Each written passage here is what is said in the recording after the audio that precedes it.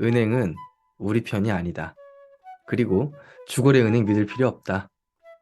우리는 은행보다 더 약아져야 한다.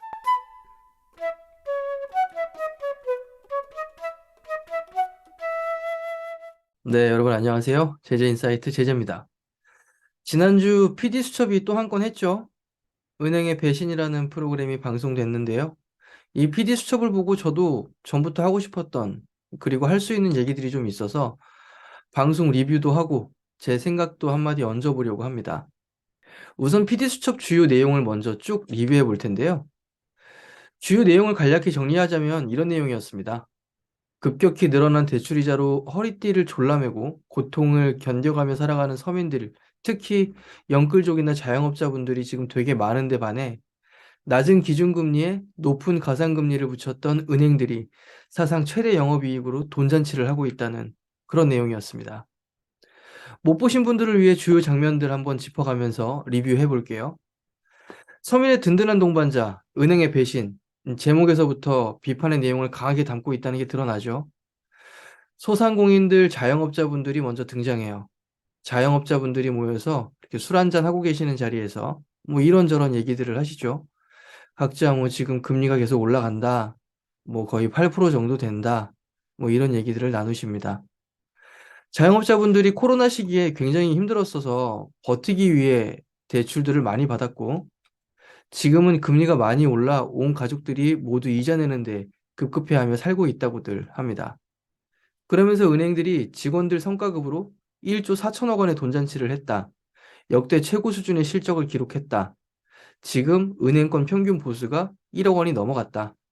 이자 장서로 정말 막대한 수익을 냈다. 56조 원의 영업이익을 냈다는 내용으로 이어집니다.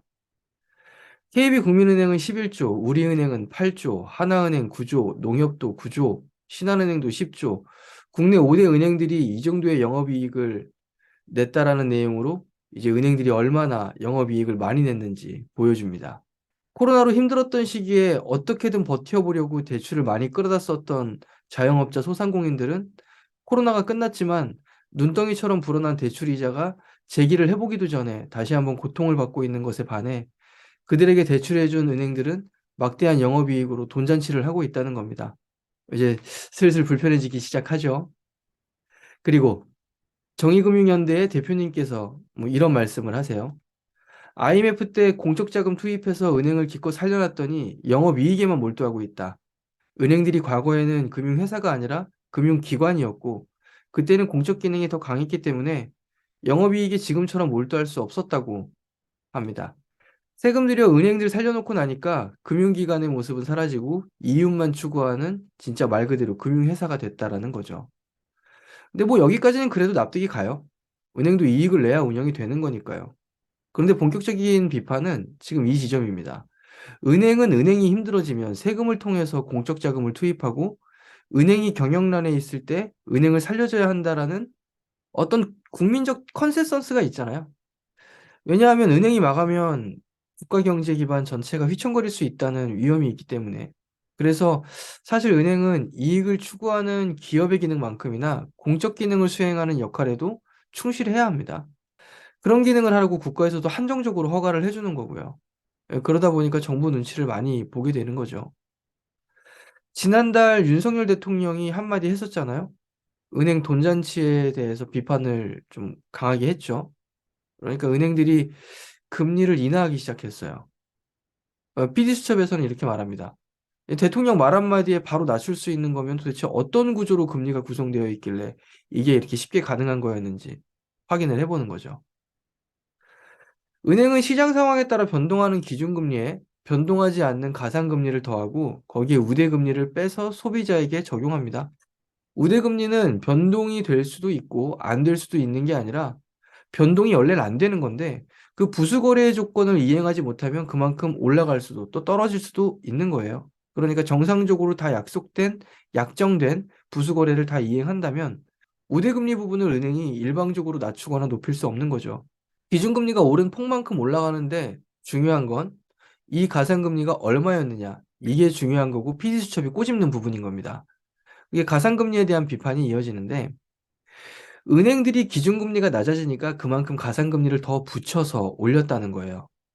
코픽스가 1%도 안 됐던 시기가 있었는데요. 한참 집값이 많이 상승했던 그 시기였는데 코로나가 막 시작되고 전 세계적으로 팬데믹 상황에 들어가면서 돈을 막 풀었던 그 시기에 큰 폭으로 떨어진 기준금리의 가산금리를 원래 받던 것보다 더 높여서 대출을 했던 겁니다. 쉽게 예를 들면 내가 맨날 회사 근처 식당에서 밥을 사 먹어요. 한 그릇에 한 10,000원 정도 되는. 근데 이 원재료 값이 떨어지면서 밥값이 떨어진 거예요. 그래서 밥값을 7,000원에 내고 먹은 거였는데 그러면서 이제 "진짜 좋다. 착한 주인이다." 이러면서. 근데 사실 알고 보니까 이 밥값이 7,000원이 아니라 한 5,000원만 받아도 됐던 거예요. 그러니까 5,000원만 받아도 되는 밥값에 슬그머니 가산금리를 더 얹어서 7,000원을 받았다는 게 그 개념으로 이해하시면 됩니다. 그러니까 코로나로 한참 힘들고 자영업자들 막 쓰러진다 이러면서 진짜 어쩔 수 없이 버티느라 대출을 받았던 사람들에게도 가산금리를 높여받았다라는 게 지금 아주 비판을 거세게 받는 부분인 거죠. 1%도 안 되는 기준금리에 지금 같은 가산금리, 그러니까 지금 2023년도에 가산금리를 붙였다면 금융소비자에게 적용되는 대출 이자율이 1%에서 한 2% 미만에도 대출을 받을 수 있었다는 거죠. 그런데 실제로는 그렇게 나오지 않았잖아요. 우리가 싸다고 썼었던 2%대 후반, 3%대 초반 이 정도 되는 대출 금리가 사실은 거의 대부분이 가산금리였던 거예요. 비쌌다는 거죠. 그 시기에 신규로 대출받은 분들과 대출 계약을 새로 갱신하신 분들이 이런 조건으로 계약을 했었던 거고요.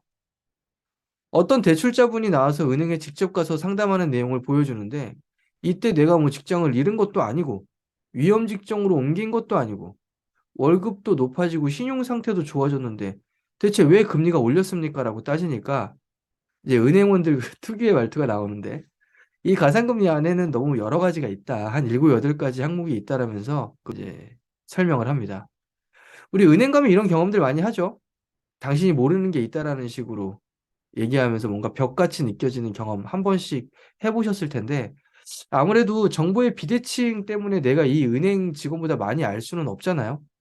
특히 연세 있으신 분들은 은행 직원이 뭘 몰라서 그러시는데 사실 이거 이런 것 때문에 이렇게 되는 거예요. 뭐 이런 식으로 얘기하면 그냥 그런가 보다 하고 오죠.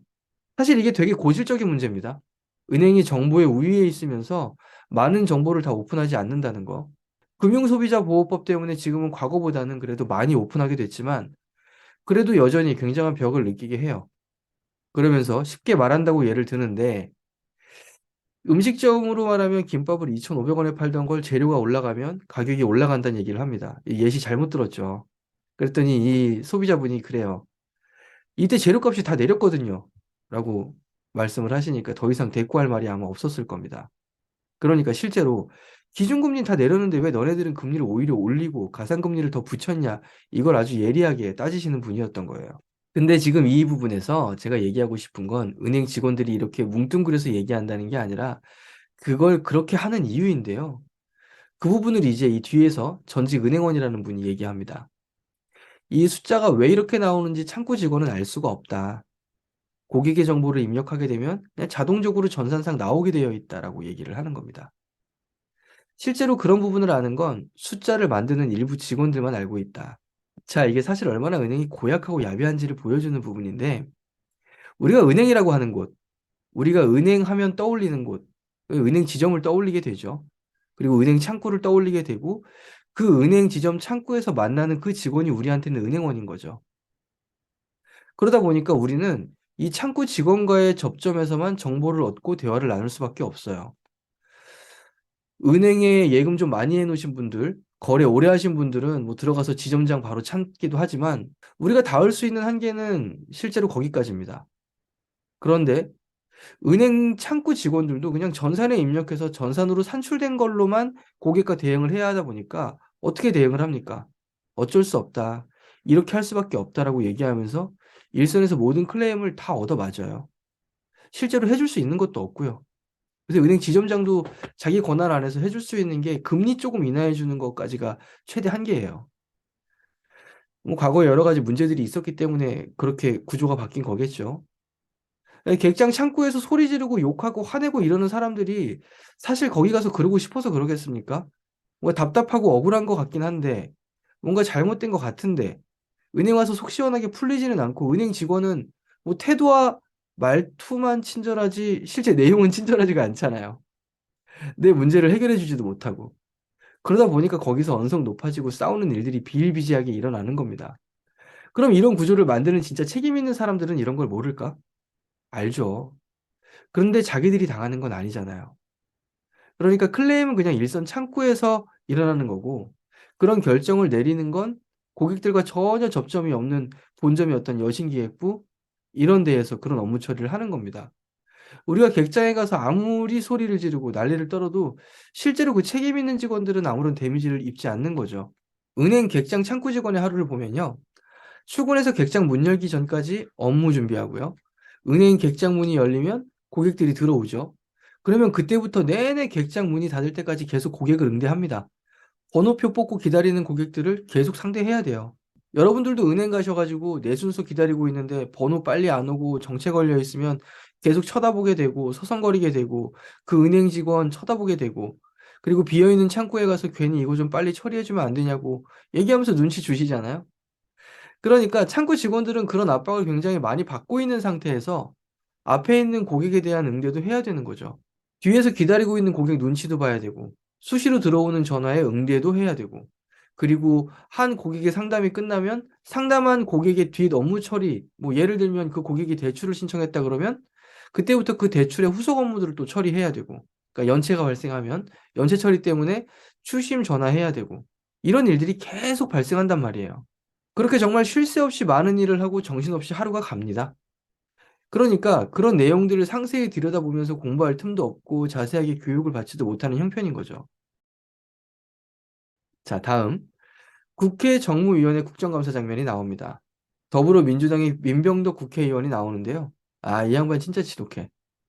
이 양반이 지금 아마 대부업 최저금리 낮춘 그 법안 발의한 게 이분인 걸로 제가 알고 있는데 이분 덕분에 대부업체 많이 망했습니다. 이복현 금융감독원장에게 대놓고 묻습니다. 대출자가 봉이냐고. 그러면서 얘기해요.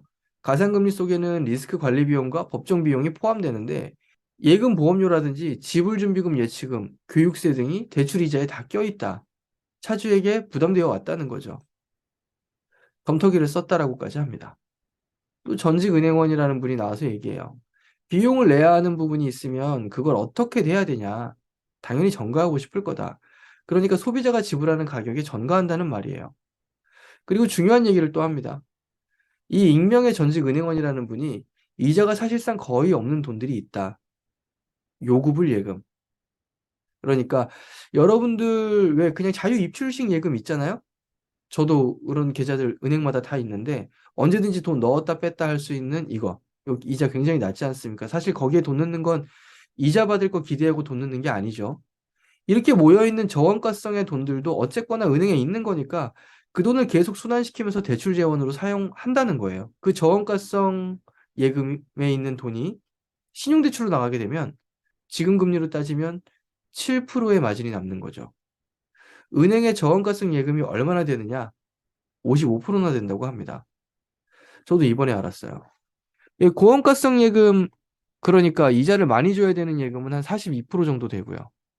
그러니 정말 뭐 논하는 장사를 하고 있다라고 방송에서는 얘기합니다. 그리고 금융정의연대 대표분이 은행장님들 들으시면 아주 모욕적일 수 있는 얘기를 하시는데 어떤 뛰어난 경영을 잘하는 사람이 아니라 그냥 초등학생 앉혀놔도 이익이 날 수밖에 없는 구조에 현재 우리 은행들은 있다라고. 그리고 다시 전직 은행원이 나와서 은행원들의 인사 공과평가 지표인 KPI를 이야기합니다. 연봉 협상에도 영향을 미치고 승진에도 영향을 미치는 이 KPI 지표라는 게 있는데 이 우스갯소리로 은행원들끼리 그런다고 해요. 남북 통일이 평가 항목에 있었으면 통일도 됐을 거다라고. 그만큼 은행원들은 KPI 수치에 목을 맨다고 합니다. KPI 수치를 산정하는 그 표를 어떻게 구했는지 이렇게 보여주는데 중금리 대출이든 저소득 대출이든 이런 서민금융에 대한 항목의 배점이 10점이라고 해요. 뭐 어떻게 평가하는지 모르지만 서민금융의 영역이 1000점 만점에 10점, 그러니까 0.1%밖에 되지 않아서 서민금융에 역량을 투입할 생각을 하지 않는다. 이게 은행원들의 생각이고 현실이다라고 합니다. 또 은행원으로 일하게 되면 공적인 부분에 대해 생각할 틈이 없다. KPI 지표 대부분이 이익 추구에 맞춰져 있기 때문에 그 지표에서 높은 점수를 받을 수 있는 것에만 집중할 수밖에 없다라는 얘기를 합니다. 그리고 이제 어떤 소비자분을 만나요. 지금 계속 돌려막기를 하고 있는 분인 것 같은데 돌려막기를 하면서까지 연체를 하지 않는 이유가 있냐라고 물었더니 제가 쓴 돈이니까 갚아야 되는 거잖아요. 그게 신용이잖아요. 라고 얘기하는데 저는 이게 사실 거의 대부분의 우리 일반 서민들의 모습이라고 생각해요. 제 얘기 잠깐 하겠습니다. 저는 대출 상품을 설계하고 심사하고 미수채권의 추심을 맡는 업무까지 모두 총괄해서 일을 했었어요.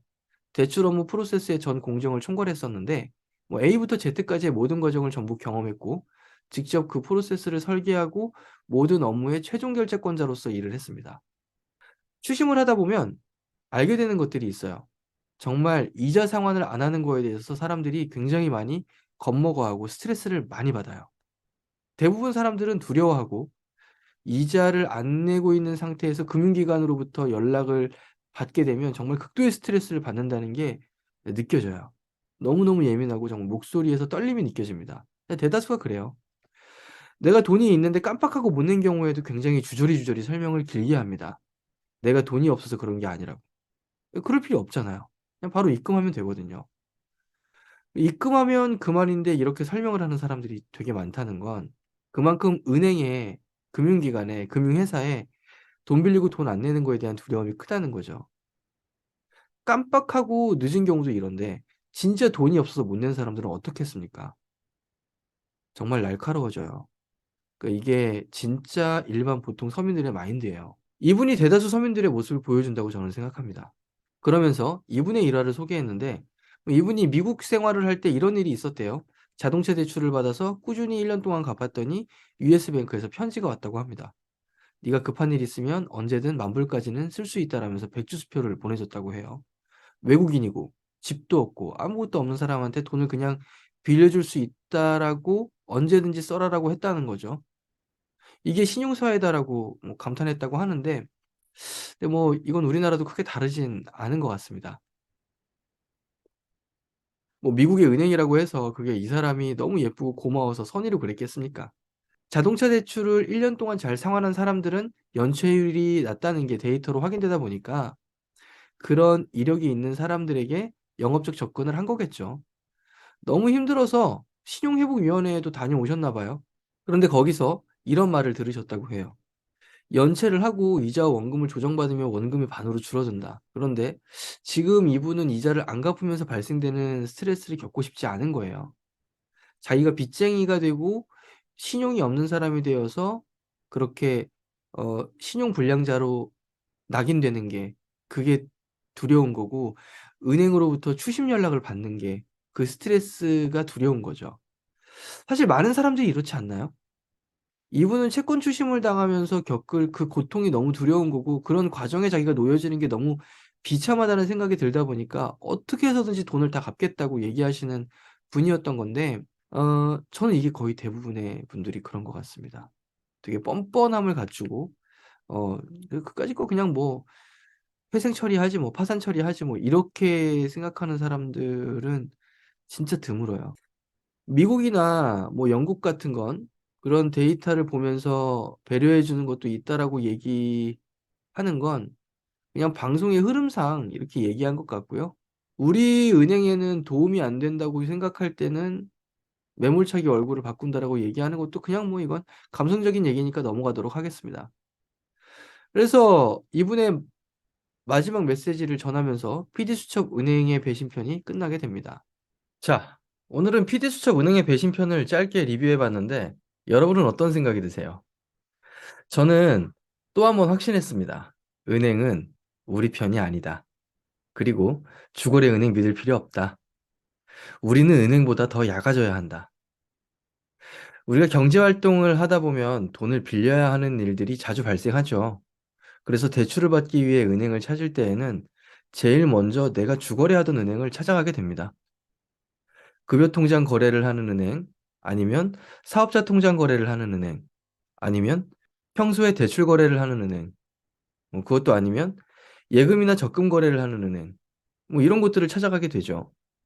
그런데 내가 평소에 주로 거래를 하면서 거래 이력을 많이 쌓았던 은행들이 나한테 그렇게 잘해주는 곳이 아니다라는 거를 여러분들도 아셨으면 좋겠어요.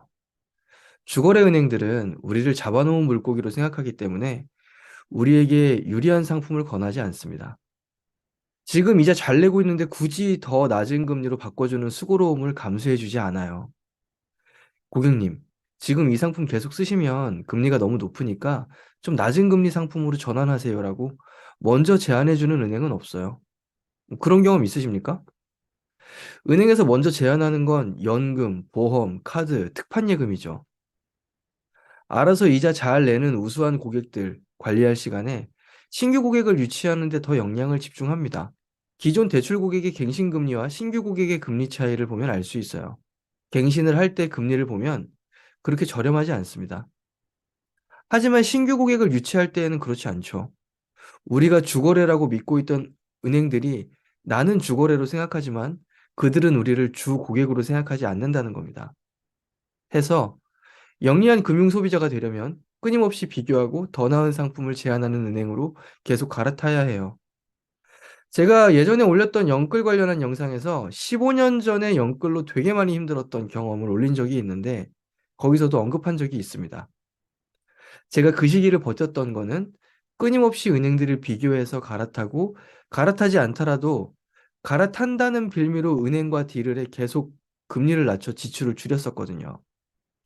그래서 여러분들께 말씀드리고 싶은 건 주거래 은행을 믿으면서 나 혼자 의리 지키지 마시고 최대한 많은 정보들을 잘 모아서 어떻게 해서든 더 싼 금리의 대출 상품을 이용하시라는 겁니다. 대출은 금리 싼 게 최고잖아요.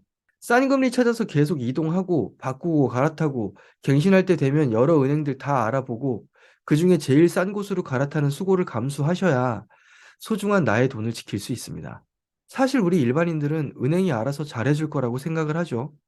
내가 여기서 오래 거래했고 통장도 많고 예금도 적금도 너네한테 하고 있는데 너네가 나한테 알아서 잘해주겠지라는 생각을 하기 마련이고 또 담당 직원이랑 친해지게 되면은 직원이 일어나서 아는 척 해주고 반갑게 맞이해주고 인사하고 차 한잔 내오는 게 되게 큰 특권을 누리는 것 같겠지만 사실 그거 잡아놓은 물고기라서 그냥 모이 주는 거 정도로 생각하시면 됩니다. 그러니까 주거래 은행 너무 믿지 마시고 지금은 인터넷 은행들이 워낙에 금리가 저렴하고 같은 은행에서도 모바일 전용 상품이 더 저렴하니까 이런 부분들을 잘 알아보세요. 그리고 저처럼 대출 상품 비교하는 이런 콘텐츠를 평소에 잘 시청하셔서 영리한 금융 소비자가 되시길 바랍니다. 제가 양질의 정보를 최대한 열심히 만들어 여러분들께 지속적으로 제공하도록 하겠습니다. 한번 믿어주세요. 오늘은 PD수첩 은행의 배신편을 리뷰해 보았습니다. 긴 영상 시청해 주셔서 너무 감사드리고요. 더 유익한 내용으로 찾아뵙도록 하겠습니다. 여러분들의 구독은 저에게 더 나은 영상을 만들 수 있는 힘이 됩니다. 제재인사이트 제재였습니다. 감사합니다.